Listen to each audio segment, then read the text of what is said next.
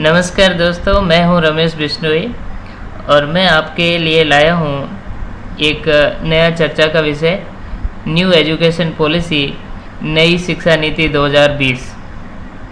दोस्तों, 34 साल पुरानी 1986 में बनी शिक्षा नीति को कल केंद्रीय मंत्रिमंडल ने मंजूरी दे दी। इसको नई शिक्षा नीति 2020 के नाम से जाना जाता है। 1986 के बाद पहली बार यानी 34 साल बाद देश को शिक्षा नीति बदलने की ज़रूरत पड़ी। इसमें बच्चे के प्राइमरी स्कूल में एडमिशन से लेकर हायर एजुकेशन कर जॉब फोर्स से जुड़ने तक बहुत सारे बदलाव किए गए। आप अंत तक मेरे वीडियो के साथ बने रहिए, आपको पूरी डिटेल में जानकारी दूंगा क्या क्या हुआ था। नई शिक्षा नीति का ड्राफ्ट हमारे इसरो के वैज्ञानिक रह चुके शिक्षाविद के कस्तूरी रंगन के नेतृत्व वाली कमेटी ने बनाई। ज़रूरत क्यों पड़ी? जब पहली शिक्षा नीति 1986 में बनाई गई थी तो उसमें ही कई संशोधन किए गए। लंबे समय से बदले हुए परिदृश्य में नई नीति की मांग हो रही थी और 2005 में जो करिकुलम का फ्रेमवर्क बनाया गया उसको लागू किया गया। एजुकेशन पॉलिसी में होता क्या है कि एक कॉम्प्रिहेंसिव फ्रेमवर्क होता है जो पूरे देश की शिक्षा की दिशा तय करता है। ये पॉलिसी मोटे तौर पर दिशा बताता है और राज्य सरकारों से यही उम्मीद होती है कि इसे फॉलो करेंगे। हालांकि इस नीति को फॉलो करना अनिवार्य नहीं है। ऐसे में ये पॉलिसी CBSE तो लागू करेगी ही, राज्य अपने अपने स्तर पर फैसले करेंगे और ये बदलाव जल्द नहीं होंगे बल्कि समय लग सकता है। ये एक प्रक्रिया की शुरुआत आप मान सकते हो। स्कूल शिक्षा का नया फ्रेमवर्क को ओवरऑल किया गया है और इसमें NCERT कुछ समय बाद अपने टेक्स्ट बुक का जो भी आपकी पाठ्य पुस्तकें हैं उनका रिवीजन भी करती रहेगी। और क्या नया होगा शिक्षा जगत की बात करें, नई शिक्षा नीति 2020 के तहत तकनीकी संस्थानों में भी आर्ट्स और ह्यूमैनिटीज़ के विषय पढ़ाए जाएंगे। हम बात करें कि यदि किसी बच्चे को BTech करवा रहे हो या इंजीनियरिंग करवा रहे हो तो वो इतिहास भी पढ़ेगा, ह्यूमैनिटी भी पढ़ेगा। उसका जिसमें इंटरेस्ट है उसको पढ़ने का मौका दिया जाएगा।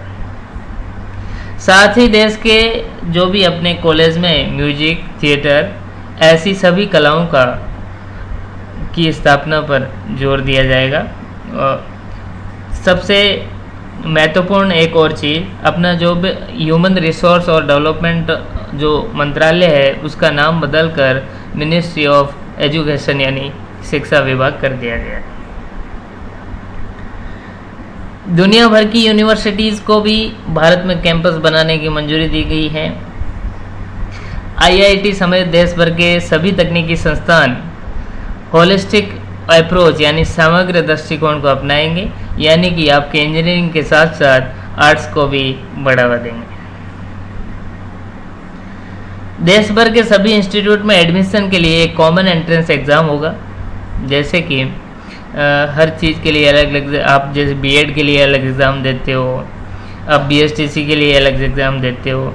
ये सब ना करके एक नेशनल टेस्टिंग एजेंसी NTA एक ही एग्ज़ाम करवाएगी और ये एग्ज़ाम देना भी, इसमें शामिल होना अनिवार्य भी नहीं रहेगा। इसमें लॉ और मेडिकल को छोड़ के बाकी सारे एग्ज़ाम एक ही एजेंसी करवाएगी और एक ही एग्ज़ाम होगा। सबसे महत्वपूर्ण बात, स्टूडेंट अब अपनी क्षेत्रीय भाषाओं में ऑनलाइन कोर्स कर सकेंगे। हालांकि क्षेत्रीय भाषाओं का कोर्स 8 भाषाओं में लॉन्च कर दिया गया है। 8 क्षेत्रीय भाषाओं के अलावा कन्नड़, उड़िया और बंगाली में भी ऑनलाइन कोर्स लॉन्च किए जाएंगे। वर्तमान में अधिकतर कोर्स इंग्लिश और हिंदी में उपलब्ध है। और दूसरा सबसे महत्वपूर्ण यह है कि हमारी GDP का 6% हिस्सा एजुकेशन सेक्टर में खर्च करने का लक्ष्य रखा गया। स्कूली ढांचे में बहुत बड़ा बदलाव है, अभी ध्यान देने की ज़रूरत है। क्या किया गया देखिए, अपनी पुरानी जो मौजूदा जो ढांचा था उसमें हम क्या था कि छठे वर्ष में अपना जो भी बच्चा है वो फर्स्ट क्लास में आता था और 10th तक पढ़ता था। 10 वर्ष का ये +2 10+2 फॉर्मेट था। अभी क्या किया है 5+3+3+4, यानी कि आपका बच्चा जब पहले 3 साल में प्री स्कूल बोलेंगे उसको, आंगनवाड़ी, बालवाड़ी, कुछ भी बोल दो, उसके बाद अगले 2 वर्ष यानी कक्षा 1 से 2 तक वो आपका जो है फंडामेंटल स्टेज रहेगा। इसमें आपके बच्चों की नींव तैयार की जाएगी। इसमें ये नहीं देखा जाएगा कि बच्चा पढ़ता है या नहीं, उसमें खेल खेल के साथ बच्चे को पढ़ाया जाएगा। उसके बाद कक्षा 3 से 5 तक यानी +3 वाला जो फॉर्मेट है उसको प्रिपरेटरी स्टेज बताया गया। पढ़ाई खेलकूद से जुड़ी और खोज परक एक्टिविटी होगी और इंटरेक्टिव लर्निंग होगी, यानी बच्चों को आपस में इंटरेक्शन से पढ़ाया जाएगा। इसमें भी ज़्यादा पेन पेंसिल और आपके बैग का बोझ बहुत कम होता दिखाई दे रहा है।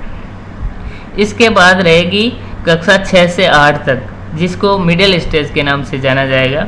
इसमें आपको maths, science, arts, social science, humanities में कई भी एक्सपेरिमेंट यानी प्रयोग के साथ आपको सिखाया जाएगा। उसके बाद आपका सेकेंडरी स्टेज यानी कक्षा 9 से 12, इसमें आपको कई मल्टी डिसिप्लिनरी स्टडी करवाई जाएगी। क्रिटिकल थिंकिंग पर जोर दिया जाएगा। विषयों के चयन में लचीलापन होगा। बच्चा जैसा जो विषय सेलेक्ट करना चाहे वो कर सकता है। बच्चों की रुचि का महत्व को समझा और परखा जाएगा। ये अभी बहुत बड़ा बदलाव है। मौजूदा सिस्टम में अपने 6 वर्ष का बच्चा जब फर्स्ट में आता है तो नए सिस्टम में ज़्यादा बदलाव नहीं है, लेकिन इसके मूल ढांचे में थोड़ा बदलाव किया गया है। 6 से 9 वर्ष के बच्चों के लिए बुनियादी साक्षरता और संख्या ज्ञान पर फोकस किया जाएगा।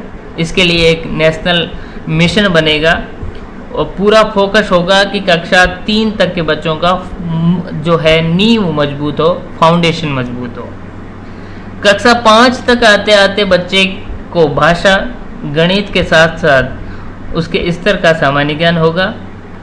डिस्कवरी यानी खोज और इंटरेक्टिवनेस, आपस में जो बातचीत करने का तरीका उसके आधार पर होगा, यानी खेल खेल में सारा सब कुछ सिखाया जाएगा। तो कक्षा 6 से 8 तक मल्टी डिसिप्लिनरी कोर्स होंगे, एक्टिविटीज़ के जरिए पढ़ाएंगे और कक्षा 6 के बच्चों को कोडिंग भी सिखाएंगे। 8वीं तक के बच्चों को एक्सपेरिमेंट के आधार पर यानी प्रयोग करके सिखाया जाएगा, यानी कि आपको हर चीज़ के लिए प्रैक्टिकल ज़रूरी होगा। कक्षा 9 से 12 तक के बच्चों को मल्टी डिसिप्लिनरी कोर्स होंगे। यदि बच्चे की रुचि संगीत में है तो वो साइंस के साथ साथ म्यूजिक भी ले सकता है। वो केमिस्ट्री के साथ बेकरी और कुकिंग भी कर सकेगा। ये जो ऑप्शंस हैं, जो लचीलापन है, ये बहुत ही अच्छी चीज़ है। कक्षा 9 से 12 में प्रोजेक्ट बेस्ड लर्निंग पर जोर होगा, जिससे जब बच्चा 12वीं पास कर लेगा तो उसके पास एक स्किल होगा और वो आगे चलकर अपनी आजीविका कमा सकेगा। बोर्ड परीक्षाओं का क्या होगा, ये बहुत बड़ा सवाल है। बोर्ड का जो डर है उसको बहुत कम करने की कोशिश की गई है। नई शिक्षा नीति में नियमित और क्रिएटिव असेसमेंट की बात कही गई है।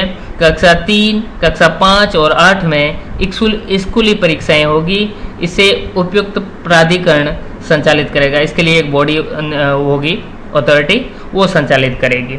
कक्षा 10 और 12 की बोर्ड परीक्षाएं जारी रहेगी, लेकिन इसका स्वरूप बदल दिया गया है। नया असेसमेंट सेंटर बनाया गया, जिसको परख नाम से जाना जाता है।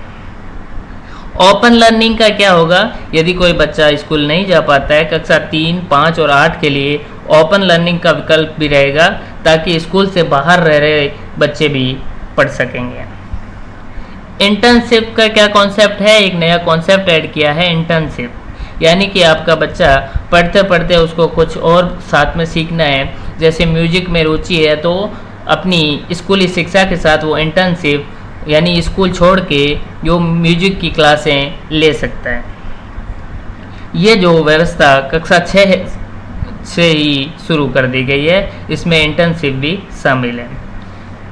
इसके साथ साथ एक त्रिभाषा फॉर्मूला है कि बच्चा अपना मातृभाषा, स्थानीय भाषा और क्षेत्रीय भाषा, इन तीनों में बात कर सकेगा और अपना एग्ज़ाम दे सकेगा। छात्रों को स्कूल के सभी स्तरों और उच्च शिक्षा में संस्कृत को विकल्प के रूप में चुनने का अवसर मिलेगा।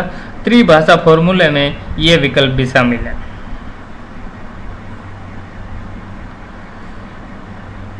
स्कूलों का ढांचे का में भी बदलाव होगा। स्कूल को कई स्तरों में बांटा जाएगा। इसमें परिसर और क्लस्टर में बांटा जाएगा, जो गवर्नेंस की मूल इकाई होती है। हायर एजुकेशन के लिए सबसे पहले तो एनरोलमेंट बढ़ाना है। वोकेशनल के साथ साथ हायर एजुकेशन में एनरोलमेंट से को 50% तक करने का लक्ष्य रखा गया है। और कॉलेज में एक एग्जिट का विकल्प, ये बहुत बड़ी चीज़ है। जैसे आप कोई भी कोर्स कर रहे हो, मान लो 4 साल का कोर्स है, 1 साल पर आपको सर्टिफिकेट मिलेगा, 2 साल पर आपको एडवांस डिप्लोमा मिलेगा, 3 साल पर ग्रेजुएट डिग्री और 4 साल पर रिसर्च के साथ डिग्री मिलेगी। यानी कि आप बीच में भी छोड़ते हैं तो वो आपकी डिग्री बर्बाद नहीं होगी, कुछ तो कुछ ज़रूर मिलेगा। इस तरीके से कब लागू होगी, दूसरा बड़ा सवाल है। फ़िलहाल इस पर कुछ नहीं कहा जा सकता।